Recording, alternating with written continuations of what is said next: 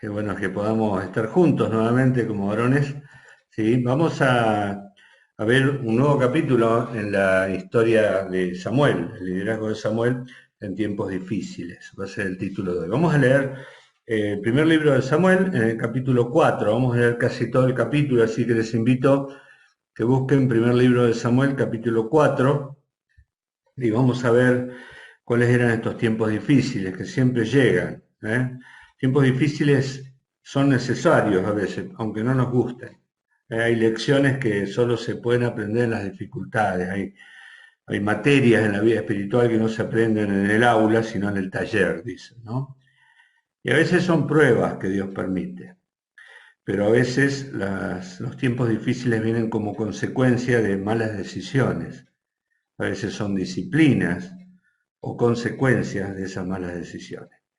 Vamos a leer entonces este capítulo del 1 al 18. Dice, y Samuel habló a todo Israel. Por aquel tiempo salió Israel a encontrar en batalla a los filisteos y acampó junto a Ebenezer, y los filisteos acamparon en Afec. Y los filisteos presentaron la batalla a Israel. Y trabándose el combate, Israel fue vencido delante de los filisteos, los cuales hirieron en la batalla en el campo como a 4000 hombres. Cuando volvió el pueblo al campamento, los ancianos de Israel dijeron, ¿por qué nos ha herido hoy Jehová delante de los filisteos? Traigamos a nosotros de Silo el arca del pacto de Jehová, para que viniendo entre nosotros nos salve de la mano de nuestros enemigos. Y envió el pueblo a Silo, y trajeron de allá el arca del pacto de Jehová de los ejércitos, que moraba entre los querubines, y los dos hijos de Elí, Ofni y Finés, estaban allí con el arca del pacto de Dios. Aconteció que cuando el arca del pacto de Jehová llegó al campamento, todo Israel gritó con tan grande júbilo que la tierra tembló. Cuando los filisteos oyeron la voz de júbilo, dijeron, ¿qué voz de gran júbilo es esta en el campamento de los hebreos? Y supieron que el arca de Jehová había sido traída al campamento.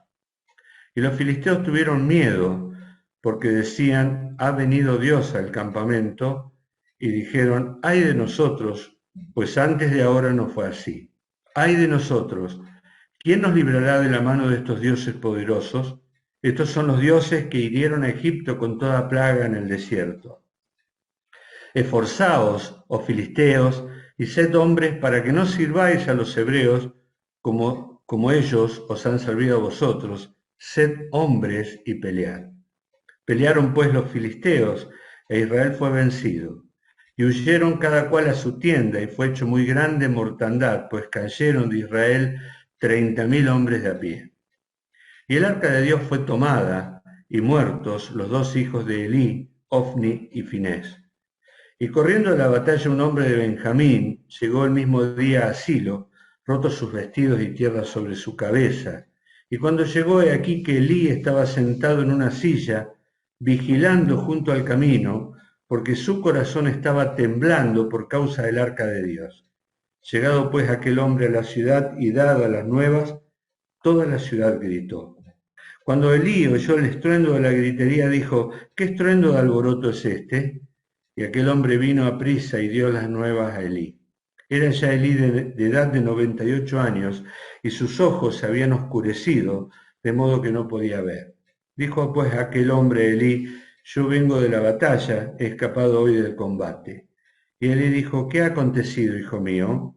Y el mensajero respondió diciendo, Israel huyó delante de los filisteos, y también fue hecha gran mortandad en el pueblo, y también tus dos hijos, Ofni y Finés, fueron muertos, y el arca de Dios ha sido tomada. Y aconteció que cuando él hizo mención del arca de Dios, Elí cayó hacia atrás de la silla al lado de la puerta, y se desnucó y murió, porque era hombre viejo y pesado, y había juzgado a Israel 40 años. Vamos a detenernos un momento en la lectura, vamos a detenernos el pasaje principal que vamos a leer en esta noche. El pueblo de Dios en ocasiones pasa por tiempos difíciles. ¿sí? Cuando nosotros conducimos un vehículo, una cosa es conducir cuando el día está lindo, en una calle soleada, en una ruta despejada, ¿verdad? Pero ¿quién conduce en tiempos difíciles? Cuando llueve, en camino de montaña o con nieve, generalmente el volante lo toma el más experimentado de todos, ¿verdad? Ahora, la historia de Samuel nos muestra que en el liderazgo espiritual conduce el más sensible a la voluntad de Dios, no el más experimentado en años, sino el más experimentado en la fe, el que se ha ejercitado su alma en la disciplina de la comunión y el que vive en el temor de Dios. No importa si el que habrá de conducir aún es joven, si es que éste ha sido preparado por Dios para este tiempo difícil. Si nosotros leemos la historia de Samuel, el Samuel del capítulo 3, el que comienza el capítulo 4, no es el mismo Samuel del capítulo 7. ¿Sí? Entre el capítulo 3, final del capítulo 3, y el capítulo 7 han pasado muchos años.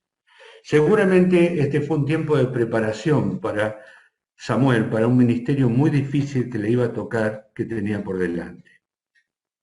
Cuando Dios elige a alguien que conduce, elige a alguien que conduzca en dependencia de Él.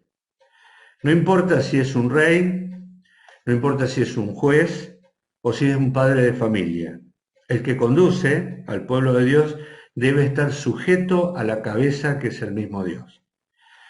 Nosotros ya estudiamos el origen de Samuel y su formación, y a pesar de que él tenía muy poca edad, él tuvo que reemplazar al viejo Elí cuando el ministerio de Elí iba en decadencia, y fue el niño, el joven Samuel, el que le dio una luz de esperanza al pueblo. Estudiamos ya su nacimiento y las circunstancias, la prehistoria, dijimos, del nacimiento de él, su infancia, su crecimiento, su llamamiento, vimos el último miércoles, su responsabilidad, como decía bien Luciano recién, que le quedó esa oración de que él no dejó caer a tierra ninguna de sus palabras, sino que absorbía todo lo que escuchaba de parte de la palabra de Dios, su responsabilidad tanto en el tabernáculo como con la palabra de Dios, y vimos el inicio de su ministerio. Y recordemos esto de la expresión del capítulo 3, verso 3, al final, dice, antes que la lámpara de Dios fuese apagada. Es una imagen bien gráfica esto que escribe, probablemente está hablando de la lámpara en el tabernáculo, en la tienda, pero justo da con la situación en la cual estaba viviendo el pueblo de Israel a punto de entrar en plena oscuridad. Justo antes de que la oscuridad sea total, antes de que el pueblo pierda toda esperanza, justo antes ocurre el llamamiento de Samuel que habría de traer esperanza al pueblo de Israel. Ahora, ¿qué ministerio tuvo que realizar Samuel en este tiempo? Sin ninguna duda, no vamos a avanzar mucho en el ministerio formal, digamos, de Samuel en el día de hoy, pero el ministerio que le tocó a Samuel fue un ministerio de restauración del pueblo de Dios, un ministerio de restauración. Fíjense que en este capítulo que leímos prácticamente no se lo nombra a Samuel excepto el primer párrafo, ¿sí? Después en todo el capítulo 4, en todo el capítulo 5, en todo el capítulo 6 no se lo nombra a Samuel. Recién en el capítulo 7 se lo vuelve a nombrar. En estos 3 capítulos se nos plantea una gran crisis que se desata en el pueblo de Dios con la pérdida del arca y después el caos que provocó el arca entre los filisteos. Es una lectura muy interesante para realizar en casa, el capítulo 5 y el capítulo 6 del primer libro de Samuel, de ver cómo ellos tuvieron que lidiar con el arca de Dios. Pero el pueblo de Dios está en una crisis sin igual. La captura del arca por parte de los filisteos fue el golpe más duro que jamás le hubieran dado hasta ese momento a la nación de Israel. Comparable a la destrucción del templo y a la cautividad de Nabucodonosor llevándose todos los vasos sagrados para Babilonia. Pero hasta este momento el pueblo de Israel nunca había pasado por una circunstancia similar a esta. Así que podemos decir que este fue el momento más difícil para el pueblo de Dios, a pesar de que ya venía en la historia de los jueces en plena decadencia espiritual. Los motivos por el cual llegamos a este punto fueron muchos. La incredulidad del pueblo, fundamentalmente, el materialismo, la idolatría, la corrupción que existía en el pueblo de Dios. Pero sin ninguna duda que la crisis del sacerdocio, la crisis del liderazgo espiritual, era una de las causas principales, porque ese liderazgo espiritual en manos de Elí estaba en decadencia. Ya vimos que Dios no le hablaba a Elí, sino que la última vez que le habló fue para un profeta para emitir el juicio con el cual Dios iba a castigar a toda la casa de Elí. Un sacerdote permisivo, que tenía 2 hijos impíos, que estaban a cargo del ministerio, un ministerio que fue deshonrado y que fue avergonzado. ¿Sí? Y hoy leímos en el capítulo 4 que los hijos de Elí, estos hombres malvados que él había podido criar y que nunca había reconvenido, digamos, nunca les había retado por la forma en que ellos se comportaban en el tabernáculo, estaban a cargo del arca, el vaso más sagrado que tenía el tabernáculo, el que representaba al mismo Dios, la presencia de Dios entre su pueblo. Así que esta situación previa a la caída ya era conocida por el pueblo de Israel. Venían de caídas similares en el tiempo de los jueces. Y el pueblo de Israel no iba a aprender esta lección, volvería a caer en los años siguientes. ¿Por qué ocurría esto? Porque el pueblo de Dios había entrado en una religiosidad fría.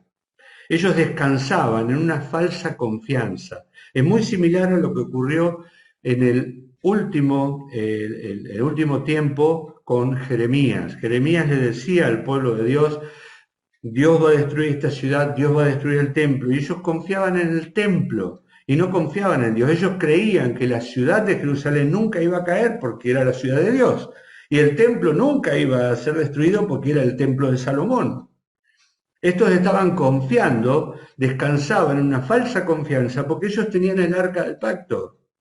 Y como la tenían dentro de sus filas, tenían asegurado el triunfo contra sus enemigos, los incircuncisos, los filisteos, los odiados filisteos. El arca del pacto era el más sagrado de todos los elementos que había en el tabernáculo. ¿Sí? Era una caja de madera de acacia revestida con oro puro, con anillos a los costados donde pasaban unas barras para ser trasladadas sobre los hombros por los levitas. Esa caja tenía una tapa de oro puro, macizo, que tenía la figura de 2 querubines enfrentados entre sí y unidos por sus alas. Es como que estaban agachados, enfrentados uno al otro, y esa tapa se llamaba el propiciatorio, que es el lugar en donde la sangre tenía que caer una vez al año de los animales para obtener el perdón para el pueblo de Dios. Una vez por año, el sacerdote pecador y el pueblo, representaba al pueblo también pecador, entraban con sangre de un cordero, ¿sí? Y rociaba todo el tabernáculo y la sangre era presentada ante la presencia de Dios y la presencia de Dios estaba allí en el arca del pacto. Y allí ocurría el milagro del perdón. Dentro del arca estaban algunos elementos que recordaban la redención, la salida de Egipto y el camino en el desierto. Allá estaba la vara de Aarón que reverdeció, estaban las tablas de la ley que escribió Moisés y estaba una vasija con maná, que eran todo testimonio para el pueblo de Dios. Ahora el arca era un símbolo y una evidencia de que Dios vivía en medio de su pueblo.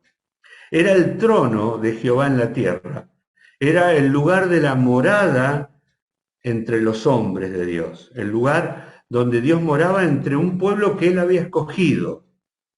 Era el lugar donde se realizaba la expiación y también era el lugar donde la gloria de Dios se manifestaba. El arca los había seguido, en realidad los había guiado desde el Sinaí. Y toda la congregación de Israel se movía en el desierto a la par del arca. El arca nunca se había apartado del medio del pueblo. Si nosotros vamos al libro de Números, yo lo tengo escrito en Números capítulo 10, verso 33, dice, así partieron del monte de Jehová camino de 3 días. Y el arca del pacto de Jehová fue delante de ellos, camino de 3 días, buscándoles lugar de descanso. Es como que Dios estaba guiándolos a través del arca. El arca iba, dice, y les buscaba descanso. Cuando el arca se levantaba, dice también la palabra de Dios, dice que ellos cantaban o recitaban una expresión. Cuando el arca se levantaba y se movía, recordemos que la llevaban los levitas, ellos decían, levántate, oh Jehová, y sean dispersados tus enemigos, y huyan de tu presencia los que te aborrecen. O sea, cuando el arca salía, era como que Dios se levantaba. Ellos decían, levántate Dios, porque el arca se movía. Y cuando el arca paraba, se detenía, ellos decían, vuelve, oh Jehová, a los millares de Israel. Ahora, cuando el pueblo estaba detenido en el desierto, porque muchas veces estuvieron meses, años en distintos lugares, cuando el pueblo estaba detenido, estaba acampando en el desierto, la ubicación de las tiendas se hacían 3 al norte, 3 al sur, 3 al este y 3 al oeste del tabernáculo donde estaba el arca. ¿Sí? O sea, el arca era el centro de la ubicación del pueblo. Y cuando el pueblo se movían también en orden y el tabernáculo iba en el medio del movimiento. Cuando llegan al río Jordán, ¿se acuerdan? Para entrar ya en la tierra prometida, ni bien los sacerdotes tocan con el arca el agua del río Jordán, ponen los pies en el río Jordán se abre en dos. Y luego se queda en el medio, es el arca el que garantiza que el río no se vuelva a unir, hasta que todo el pueblo pasó en seco. Cuando llegan a Jericó con sus murallas altísimas, inexpugnables, fue el arca girando alrededor de la ciudad de Jericó, ¿sí? La que produjo la caída de las mismas. Así que el arca era el centro de la vida del pueblo de Israel. Y cuando ellos se establecen en la tierra prometida, el tabernáculo y el arca se establecen en Silo, ese lugar en donde estaba el arca y el tabernáculo en el tiempo de los jueces y en el tiempo de Samuel. Y Elí era el último sacerdote que estaba a cargo de la tienda donde moraba el Dios de los cielos. Ahora, ¿qué ocurre con el arca? El pueblo de Dios cayó frente a los filisteos. Los filisteos eran un pueblo muy numeroso, guerrero, eran inmigrantes, habían llegado a poblar todas las tierras en la costa del mar y estaban muy bien organizados. Había 5 ciudades principales que eran Asdod, Ascalón, Gaza, Gat, Ecrón. Era un pueblo aguerrido, un pueblo experimentado en batallas y durante muchos años fueron el pueblo enemigo por excelencia del pueblo de Dios, antes que apareciera Siria, las grandes potencias, ¿no? Sansón no pudo exterminarlos porque Sansón luchó contra los filisteos. A Saúl se le dio el mandato también de que debía exterminarlos, pero fue David quien años más adelante eliminó a los filisteos. Ahora, ¿qué ocurre en este episodio? Que los israelitas fueron derrotados por los filisteos. Y esta derrota confunde al pueblo de Dios. Fíjense lo que ellos dicen en el versículo 3. Cuando volvió el pueblo al campamento, los ancianos de Israel dijeron, ¿por qué nos ha herido hoy Jehová delante de los filisteos? Es una pregunta porque ellos sabían que Dios es quien libraba las batallas de ellos, pero también es Dios quien muchas veces permitía las derrotas. Por lo tanto, para ellos ser derrotado es una evidencia de que Dios no estaba con ellos. ¿Se acuerdan? Después de Jericó viene Ai. El pecado de Acán, no, sí. Destruimos Jericó, Ai que así de chiquitita no va a pasar nada, ¿verdad? Van de 3.000 personas y sufrieron una gran derrota. Entonces esta gente vuelve a decir, ¿pero qué pasó? ¿Por qué Dios nos ha herido hoy delante de los filisteos? ¿Se acuerdan cuál era la promesa de Dios? Si yo voy a poner, ¿están escuchando bien todos? Bien, porque por ahí se me... Bien, ¿cuál era la promesa de Dios? Vamos a Deuteronomio, que es capítulo 6. La promesa de Dios. Dios les había prometido que iban a tener victoria siempre. Bueno, vamos a leer Deuteronomio. Por ejemplo, hay muchos versículos que podemos leer, pero Deuteronomio capítulo 6, versos 17, 18 y 19. ¿Qué dice? Guardad cuidadosamente los mandamientos de Jehová vuestro Dios y sus testimonios y sus estatutos que te he mandado. Y haz lo recto y bueno ante los ojos de Jehová para que te vaya bien y entres y poseas la buena tierra que Jehová juró a tus padres. Fíjense, para que él arroje a tus enemigos de delante de ti como Jehová ha dicho. Aquí hay una promesa, ¿no? Pero es una promesa condicional. Para que Jehová arroje a tus enemigos delante de ti, tienes que guardar cuidadosamente los mandamientos de Jehová nuestro Dios, sus testimonios y sus estatutos. En el capítulo 9, versículo 3 de Deuteronomio, también dice, entiende pues hoy que es Jehová el que pasa delante de ti como fuego consumidor, que los destruirá y humillará delante de ti y tú los echarás. ¿Cuál era la condición de la promesa? Obediencia a Dios. Esa era la condición. ¿Cuál era la advertencia que Dios le dio? También en capítulo, vamos a leer en Deuteronomio, capítulo 28, las advertencias. El verso 15, pero, dice, Deuteronomio 28, 15, acontecerá, si no oyeres la voz de Jehová tu Dios, para procurar cumplir todos sus mandamientos y sus estatutos que yo te intimo hoy, que vendrán sobre ti todas estas maldiciones y te alcanzarán. Y empieza a enumerar un montón de maldiciones. Y luego en el verso 25 dice, Jehová te entregará derrotado delante de tus enemigos. Por un camino saldrás contra ellos y por 7 caminos huirás delante de ellos y serás vejado por todos los reinos de la tierra. Si esta es la advertencia, sí, que Dios le hizo al pueblo de Israel y que ellos conocían muy bien, los ancianos conocían muy bien. Entonces la pregunta es, ¿por qué Dios nos ha humillado? ¿Saben que es bueno volverse a Dios en las derrotas? Es bueno volver a preguntar cómo hicieron estas personas. Pero estas personas, en lugar de volver a Dios humillados y esperar que Dios les indique qué es lo que tienen que hacer, decidieron actuar por su cuenta, dicen, entonces la segunda parte del versículo 3, traigamos a nosotros de Silo el arca del pacto de Jehová, para que viniendo entre nosotros nos salve de las manos de nuestros enemigos.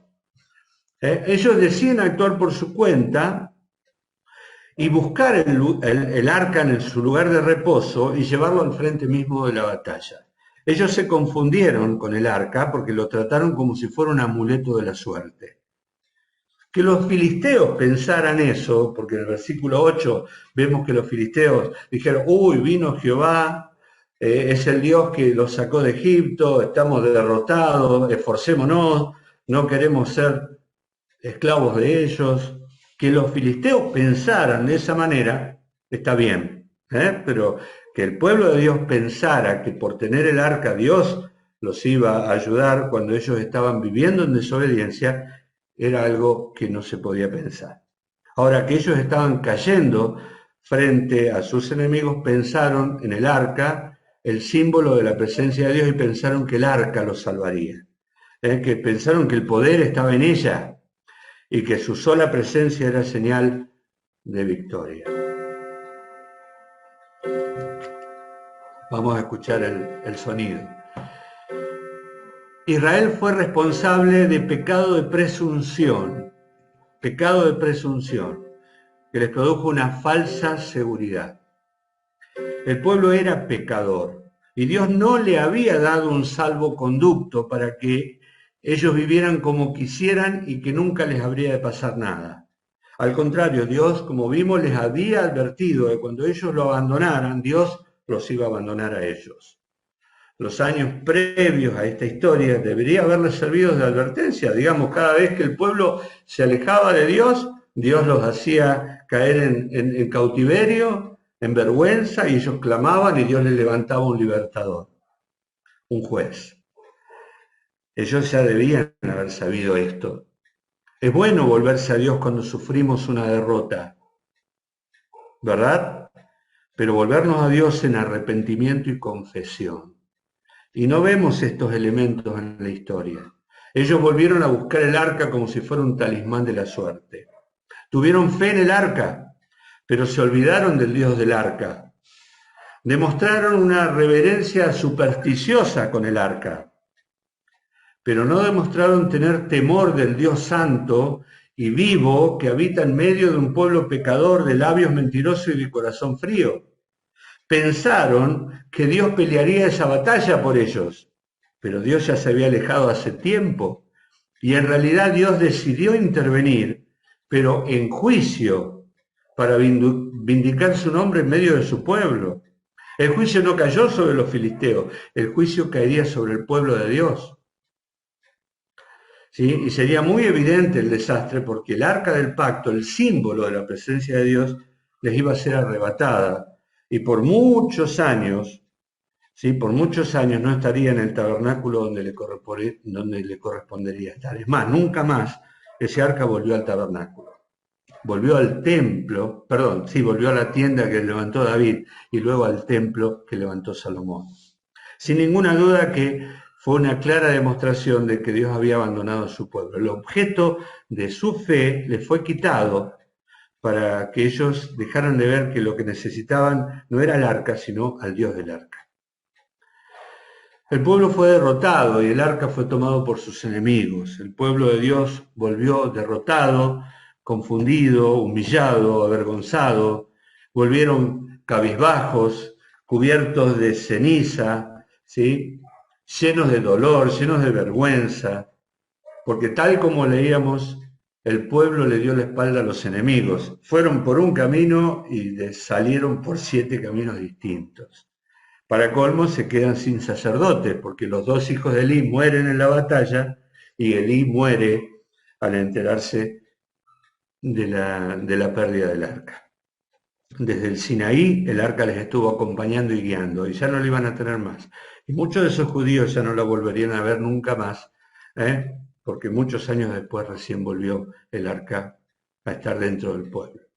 ¿Qué cosa más dolorosa les podría haber acontecido? ¿Qué podría haberles llenado de mayor confusión y vergüenza? Si el tabernáculo ahora era una tienda que no tenía sentido, quedó la tienda con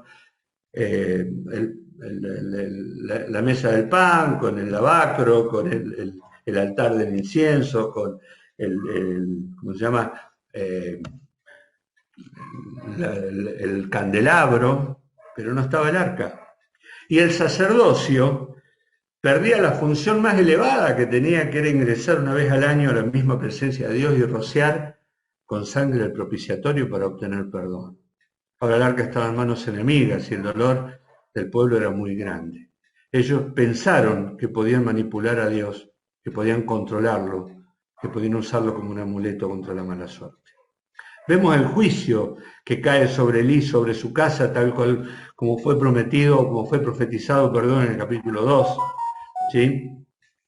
Vemos que los 2 hijos de Elí, Ofni y Fines, siempre se los nombra juntitos, tanto en las fechorías como en la profecía y ahora en el cumplimiento de la profecía.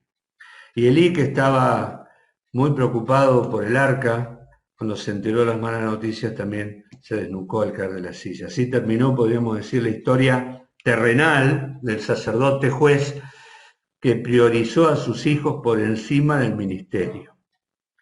Responsable, sin ninguna duda, en gran parte, no de todo, pero de la situación espiritual en la que se encontraba el pueblo. ¿Por qué ocurrió esto? ¿Por qué Dios los abandonó? Y bueno, hay 3 lecciones que muy rápidamente yo quiero compartir. En primer lugar, que los hombres impíos no pueden preservar el poder de la religión. Los hombres impíos no pueden preservar el poder de la religión. Los hijos de Elí eran malvados y estaban a cargo del arca. Y Dios no iba a permitir esa asociación tan deshonrosa. El arca en manos de hombres impíos. Cuando los hombres carnales, egoístas y carentes de principios espirituales se encargan de las cosas santas, se encargan del trabajo de las cosas santas, el ministerio es deshonrado ante los ojos de Dios y la causa de Dios es ridiculizada, ¿sí? Porque los hombres ven a los hombres. Y cuando los hombres que tocan las cosas santas son impíos, ¿sí? Quien es deshonrado es Dios. Tienen que ser limpios los que llevan los vasos del Señor. Dios había apartado una tribu para llevar el arca del pacto, la tribu de Leví. Los levitas eran una tribu separada por Dios. Los sacerdotes estaban dentro de los levitas.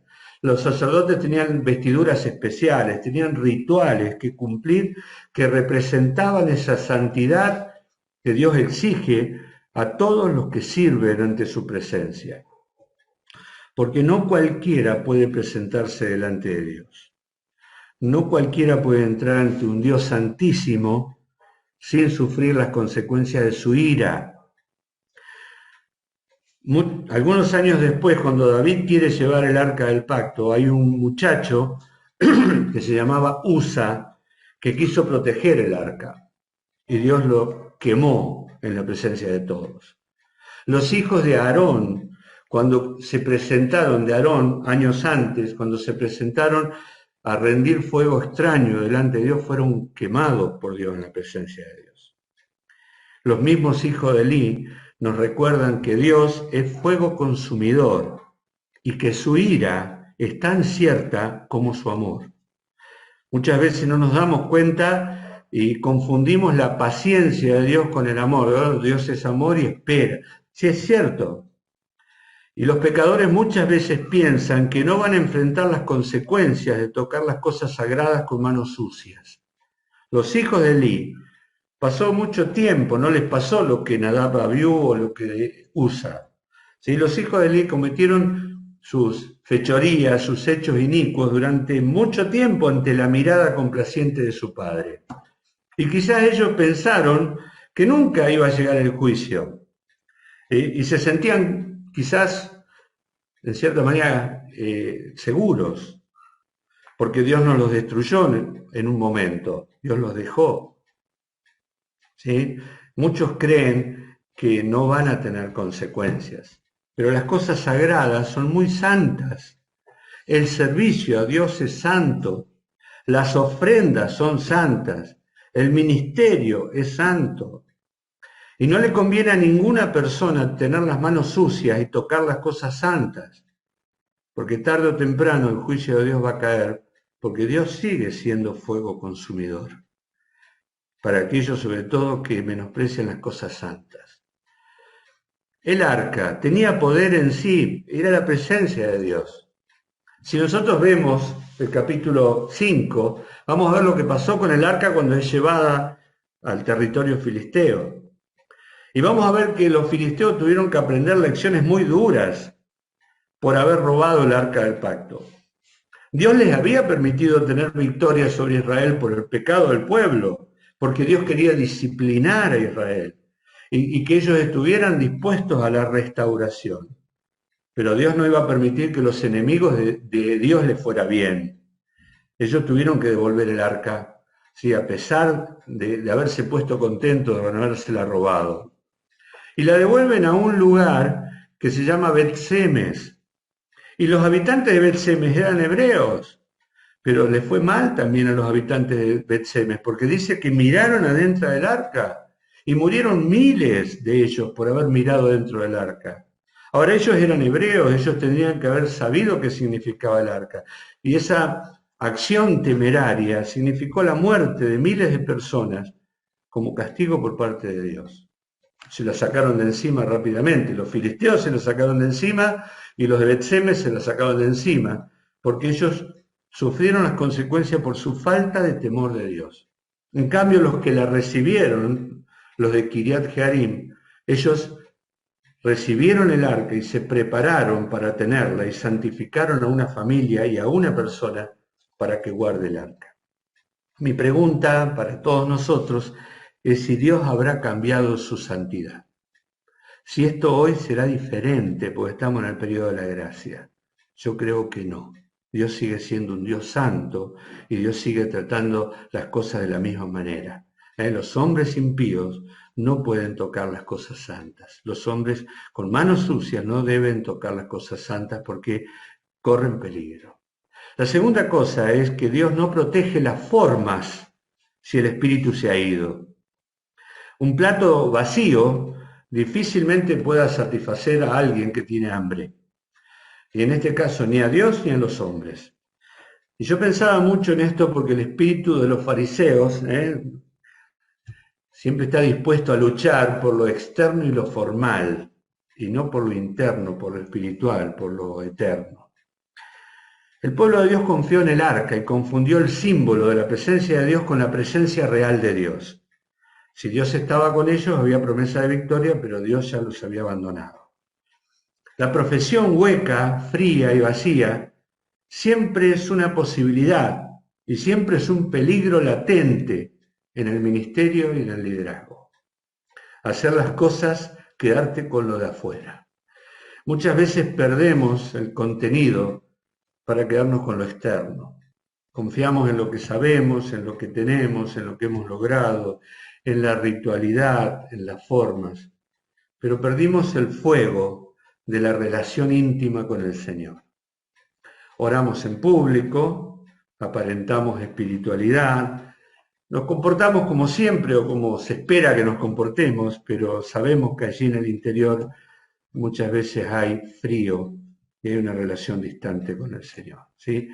Entonces lo que aprendemos es que lo externo no sirve, que lo importante no es el arca, sino lo que simbolizaba el arca.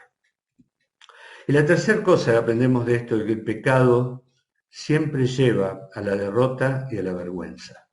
El pecado siempre lleva a la derrota y la vergüenza. Lo veíamos en la historia de Acán, el que tomó, cuando estudiamos Josué, cuando estudiamos el libro de Josué, la caída de Jericó. Acán tomó del anatema y lo escondió en la carpa, y luego el pueblo cae derrotado frente a una población chiquitita como hay. Vergüenza y confusión en el pueblo. ¿Qué pasó? Lo mismo que dijeron estas personas. ¿Qué pasó? Pero Dios le dijo, hay pecado, hay anatema entre el pueblo. La desobediencia de Saúl, ocurrirá años más adelante, traería también el apartamiento de Dios y la locura de Saúl. Lo vamos a ver, la historia de Saúl. Espero que nunca nos cansemos de enseñar esto, para aquellos que enseñamos la Biblia, que nunca nos cansemos de enseñar. Quizá no haya algo tan difícil de aprender como esto, que el pecado en el creyente es un desastre. El pecado, ¿saben qué? Nunca permanece oculto. A veces nosotros creemos, tenemos la falsa esperanza de que nadie se va a enterar. Pero Santiago lo dice clarito, que el pecado es como un embarazo. En algún momento va a dar a luz. Hay un tiempo de gestación, al principio está totalmente oculto, pero luego es imposible de evitar. Y el pecado siempre trae consecuencias, no solamente a la persona, porque muchas veces el pecado afecta a otras personas. David era muy consciente de eso, ¿sí? David en el Salmo 19 oraba para que Dios lo libre de los pecados que le eran ocultos, porque ¿se acuerdan que David fue escogido por Dios como una persona cuyo corazón era conforme al corazón de Dios? David no es que nunca pecó y gravemente pecó, pero tenía un corazón capaz de humillarse delante de Dios y de recibir instrucción por parte de Dios. Y David oraba en el capítulo 19 del Salmo, verso 12, dice, ¿quién podrá entender sus propios errores? Líbrame de los que me son ocultos. Porque David sabía que ningún pecado quedaría sin consecuencias, aun aquellos que están ocultos. Y también sabía que muchas veces podemos autoconvencernos de que estamos limpios. David durante mucho tiempo pensó que Dios no sabía lo que él había hecho. Como dice Jeremías en el capítulo 17, engañoso es el corazón más que todas las cosas y perverso. ¿Quién lo conocerá? David sabía esto y él oraba para que aún los pecados ocultos le sean manifiestos. Este es el ministerio al que el joven Samuel fue llamado. No hablamos mucho de Samuel hoy. Samuel debía intentar restaurar este desastre. En el capítulo 4 vemos el joven Samuel, y fíjense cómo comienza el versículo 1, y Samuel habló a todo Israel. Si vamos al capítulo 7, verso 3, allí dice, habló Samuel a toda la casa de Israel. ¿Sí? O sea que Samuel estaba ejerciendo su ministerio. Habla de una continuidad, de un mantenimiento en su oficio, de una estabilidad, de una continuidad para aquello a lo que fue llamado. Ahora, no sabemos nada de este periodo de Samuel, pero vemos la fidelidad con la cual él continuaba trabajando en ese ministerio que Dios le encargó. Habló Samuel a toda la casa de Israel. Si nosotros vemos el versículo anterior, el versículo 2 dice, desde el día que llegó el arca a Kiriat Jearim, pasaron muchos días, 20 años, y toda la casa de Israel lamentaba en pos de Jehová. O sea que de la caída del arca a que Samuel aparezca en el capítulo 7, versículo 3, pasaron más de 20 años. No sabemos mucho o nada de este periodo del ministerio de Samuel, pero sabemos que él estaba hablando a Israel antes de la caída del arca y luego de los 20 años, más de 20 años después, seguía hablando en su ministerio personal. Y de eso vamos a hablar la próxima entrega. ¿Sí? Sabemos que el pueblo sufría, sabemos que el pueblo lloraba por las consecuencias de su alejamiento. El arca todavía no estaba en su lugar, porque Dios todavía no estaba en el lugar que le correspondía dentro del pueblo. Y para eso fue llamado Samuel. ¿Sí? Levantó a Samuel Dios para un ministerio de reconstrucción en un tiempo difícil. Vamos a seguir estudiando la vida de Samuel dentro de 2 miércoles, cuál fue el mensaje que le tocó predicar, de qué manera predicó, de qué manera ejerció este ministerio público entre el pueblo de Dios. Finalizando ya, que el Señor realmente nos libre de ser tropiezo para otros. Que aprendamos que si queremos ser útiles en las manos del Señor y llevar los vasos santos, tenemos que presentarnos limpios para que el ministerio y el nombre del Señor no sea deshonrado. Si no queremos que los enemigos nos avergüencen, y si queremos que el Señor pelee nuestras batallas, tenemos que ser obedientes a su palabra. Y si somos llamados a un ministerio en tiempos difíciles, recordemos que es el Señor el que llama, es el Señor el que comisiona, es el Señor el que provee y es el Señor el que asegura la victoria, siempre que nos mantengamos fieles y sumisos a su voluntad. Que el Señor nos bendiga.